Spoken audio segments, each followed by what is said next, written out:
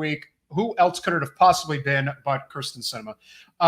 This is something, I think, has she been Bootlicker before? I think she may have been. But you know what? She could end up being in the Bootlicker Hall of Fame. She's going to be up there. She's just like Ted Cruz. She basically has an open invitation. Exactly. Yeah, exactly. It's like never a week where you couldn't possibly find something to say, yeah, that person deserves it. So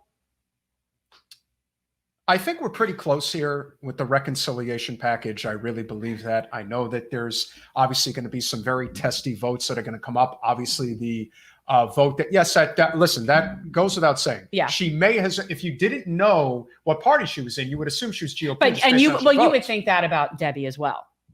Yes, 100%. And so, of course, Debbie today, we'll get into this later. No, we're not done. Let's talk about Kyrsten Sinema. Yes.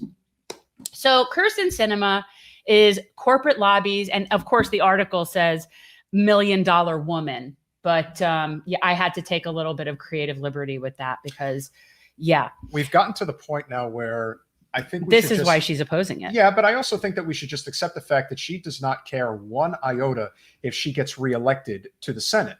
I think she absolutely accepts the fact that she's got her 6 years and she's going to try to get whatever she can out of it over those next 6 years. So let's see, what has she gotten out of it? So far, Sinema has taken at least $923,065 from the following industry groups that are railing against the Build Back Better plan. Okay, so this is 5 main interest groups: U.S. Chamber of Commerce, Business Roundtable, the RATE Coalition, which Lord knows what PAC that is. Do you know anything about that? The National Association of Manufacturers, and I don't know if that's Big Pharma if there ever was. And that is Big Pharma. Yes. And then there's PH Pharma. Right. So this corporate whore is actually holds herself out as a Democrat and is actually sitting there and just fighting about helping people. She's fighting about helping people. You know, I have to say, in a way, it's a good thing that Senator Sinema is conducting herself the way that she is, because what this is proving, which I always hoped it would, is that voting for a woke candidate who is completely captured by corporate special interests should set precedent in the future to not make that mistake again. Pete Buttigieg. So that's actually hurting his chances of running for an elected office again, whether it is for president or something else, whatever he chooses to do. But it is painfully clear that as bad as things are with Senator Sinema, she has gone such scorched earth on whatever goodwill she supposedly had when she initially ran, and they put so much money behind her to get that seat blue in Arizona. Well, apparently a couple of the provisions that she's specifically railing against is apparently Kyrsten Sinema is not in favor of funding going to community colleges and pre-K programs. Could you imagine? Could you imagine? Well, you know, I sometimes I really do believe that people like that, they don't support education because they need people to be as dumb as they are. Like these are not people, clearly they don't value education. She's just a moron. I totally love the uneducated. Of course you do. That, me, really so no, I do. I think that it's also, they can't handle the idea of people being smarter than them. So you would have to take out all this I mean, I don't know. I just can't fathom how the idea of funding that is not good. The only problem is that she's simply a rotating villain. You know, they'll get somebody else, just like they got Kathleen, just like they got Kathleen Rice. They got Scott Peters in the House. You know, there's always going to be some, you know, again, we're stuck with Wasserman Schultz, but she's just one of many. So Scott Peters in San Diego and Kathleen Rice in New York, they vote against the government negotiating the prescription drug prices. And that's the same thing that Senator Sinema is doing. But it seems like right now it's her and Manchin are really the problem. Oh, yeah, absolutely. Now, granted, I do think of it sometimes that it's like a pro wrestling situation where, like you said, these are the bad guys this week. They'll take the heat. You know, Manchin can handle it. He lives in a pretty red place. I mean, you know, so it's like, are they playing the bad guy, or are they really... is she really that grotesque? You almost have to wonder if this is just a simple situation where it's basically Bernie against them, because this is really Bernie's bill. And if it was so much of the interests of Biden to see it through, wouldn't he be calling them out publicly and saying, you're standing in the way of the Build Back Better agenda. Right. So And it's true that almost they like he are. doesn't really care that much. Oh, not at all. But also, I don't know, like they really have to be reserving his cognitive abilities for when he's really needed. Like I don't see him going outside of where it's like he's doing bare minimum in terms of presenting, speaking, talking. As much as we hate to say that, but the truth is, could you really see Biden like going in front of the media No. every day fighting for this bill? No. You don't even know if he's capable of doing it. But we should be giving credit that there are people that are seemingly standing up for it in Congress. And I'm pleased to see that. Now, will they really hold the line? I don't know.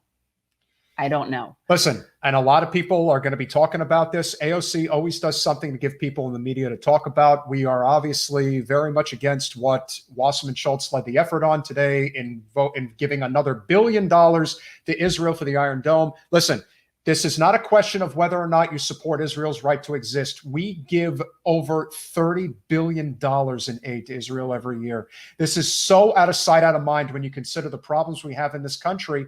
And yet today, AOC decides to vote present. That's not good. And whether it's take a stand. Yeah, if it's political calculation, we even discussed that's an unacceptable thing to me. I'm sorry. That's unacceptable. And Jamal Bowman at least voted yes. And for those people who are upset at Jamal Bowman, don't forget the district that he's representing. If he's properly representing his constituents, and that's what they would want. It's not only that, you're talking about a black man who has to answer to a very large, very wealthy, very older Jewish community. It's true. Somebody like her could at least talk to the people in this community if she were going to vote no on that issue, which absolutely should be voted no on. We don't need to give them another $1 billion. But Alex, like this is one of those things that I find incredibly disappointing. Yeah. Voting present is just, why even go there? Why are you in there if you're voting present? Yeah. I don't understand what that means. Corey voted no. Ilhan voted no. Of course. Pramila Jayapal, Katie Porter. Rashida voted no. Presley voted no. Yes. It's like, come on. They understand that this is a very difficult problem to have to deal with. And you even said it's progressive ugly unless it's Israel. And is it any surprise that Wasserman Schultz led the effort in whipping votes on this issue? Of course not. And so here we are with the issues that just never go away. But Kyrsten Sinema is at a very specific level of disdain that everybody's looking at, saying this is disgusting. And of course it's disgusting. We're looking at you. We're looking at you, Arizona. Yeah. What is the deal? And like I said, everyone was going berserk when she was up there with her listen, it was good that she got sworn in on a constitution and not a Bible. Okay, fine. I believe in the separation of church and state. I hope most people do. But just because she wears purple hair doesn't make her a good legislator.